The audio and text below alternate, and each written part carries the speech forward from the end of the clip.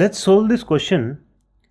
Young's modulus of elasticity y is expressed in terms of three derived quantities, namely the gravitational constant g, Planck's constant h, and the speed of light c as this expression.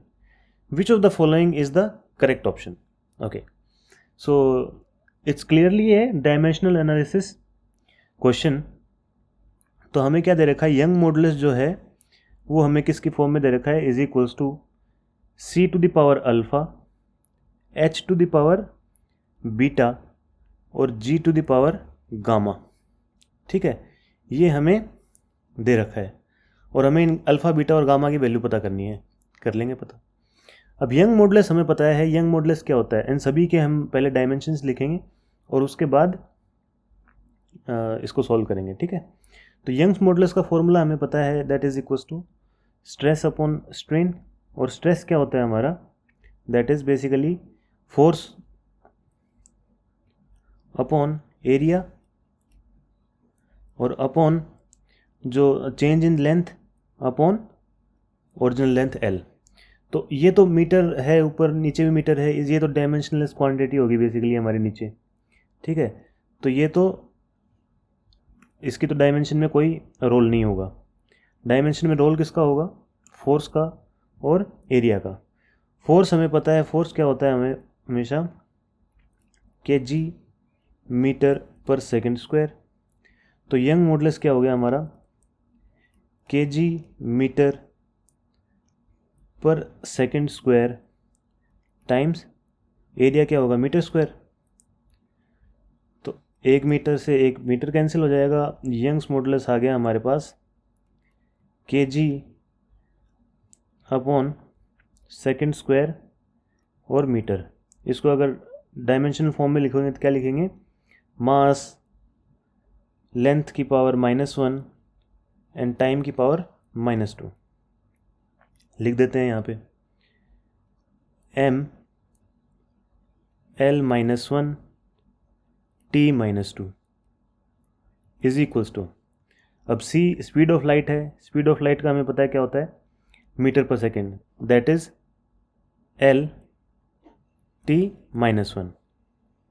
ठीक है, Planck's constant h का हम यहाँ से निकाल सकते हैं expression. हमें पता है formula E is equals to H nu. This is frequency, this is energy. Energy की डायमेंशन क्या होती है, बेसिकली फोर्स टाइम डिस्प्लेसमेंट. देखें तो वर्क डन वाली डायमेंशन होती है जूल्स में.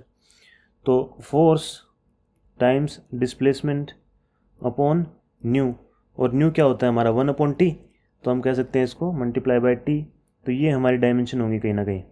तो ये क्या हो गया, के G metre per second square times distance क्या है हमारा मीटर में और टाइम क्या हो गया सेकेंड में.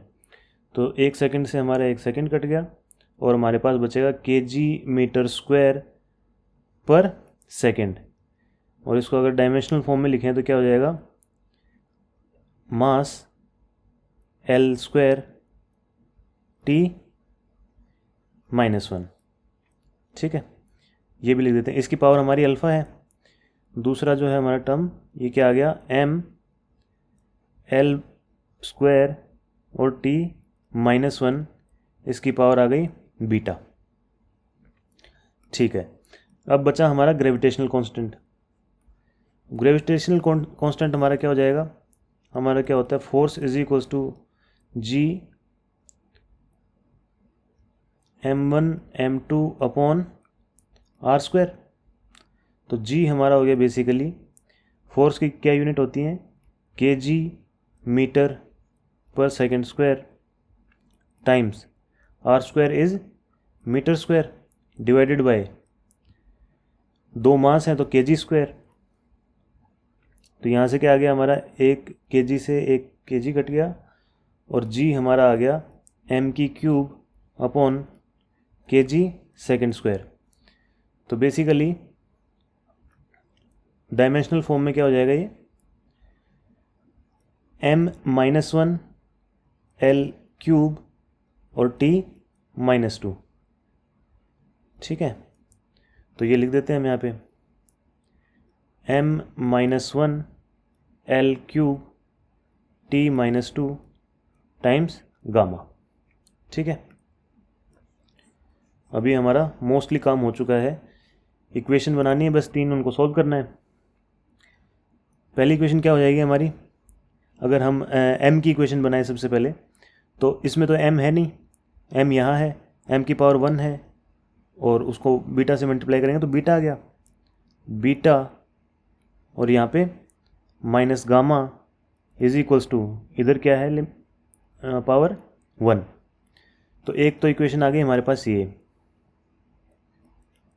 ठीक है, ऐसे ही हम L की पावर देखेंगे अब, तो L की पावर अल्फ़ा है, अल्फ़ा देन प्लस 2 बीटा और फिर यहाँ पे plus 3 gamma is equals to -1। ये हमारी दूसरी इक्वेशन आ गई। ऐसे ही अब t का देखेंगे, तो t की पावर माइनस अल्फ़ा है, माइनस अल्फ़ा यहाँ पे माइनस बीटा और यहाँ पे -2 गामा इज इक्वल्स टू -2, और पूरी इक्वेशन में माइनस है तो इस सारी इक्वेशन को माइनस से मल्टीप्लाई कर सकते हैं। तो क्या आ जाएगा हमारे पास, alpha plus beta plus 2 gamma is equals to 2। तो ये हमारी थर्ड इक्वेशन आ गई। अब जस्ट हमें इन सब की वैल्यूज़ पता करनी है। तो सबसे पहले तो हम क्या कर सकते हैं कि हमें दिख रहा है कि यहाँ भी अल्फ़ा है, यहाँ भी अल्फ़ा है, इस इक्वेशन को इस इक्वेशन से सब्ट्रैक्ट कर देते हैं एंड देन बीटा की वैल्यू यहाँ से रख के हम निकाल लेंगे। लेट्स सी, तो इस इक्वेशन को इस इक्वेशन से सब्ट्रैक्ट करेंगे तो क्या आएगा, अल्फ़ा से अल्फ़ा कैंसिल हो गया, 2 beta minus beta is beta, और 3 gamma minus 2 gamma is gamma, plus gamma आ गया, और -1 -2 हो गया -3, विच इज़ इक्वल्स टू -3। अब इससे प्लस कर देते हैं, दूसरी इक्वेशन हमारे पास ये है already, beta minus gamma is equals to 1। इन दोनों को ऐड करेंगे तो क्या आ जाएगा, ये तो कैंसिल हो गया, 2 बीटा इज इक्वल्स टू -2, तो बीटा हमारा आ गया -1।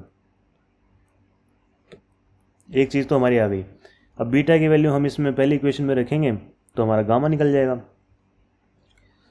बीटा इज इक्वल्स टू -1, तो -1 minus gamma is equals to 1। Gamma को राइट हैंड साइड में ले आते हैं, 1 को इधर ले आते हैं, तो -1 is equals to gamma, gamma is equals to -2। अब बीटा की वैल्यू गामा की वैल्यू इस इक्वेशन में रख देते हैं, उससे हमारी अल्फ़ा की वैल्यू आ जाएगी।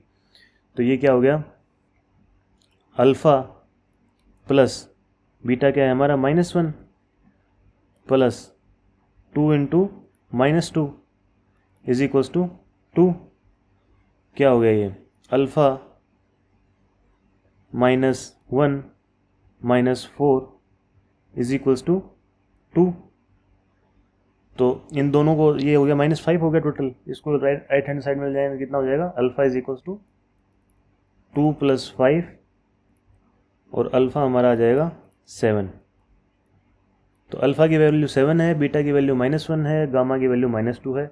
ये हमारे जिस भी ऑप्शन में सही होगा वो सही होगा हमारा ऑप्शन। तो अल्फ़ा 7, बीटा -1, गामा -2, या so option A is correct. Okay.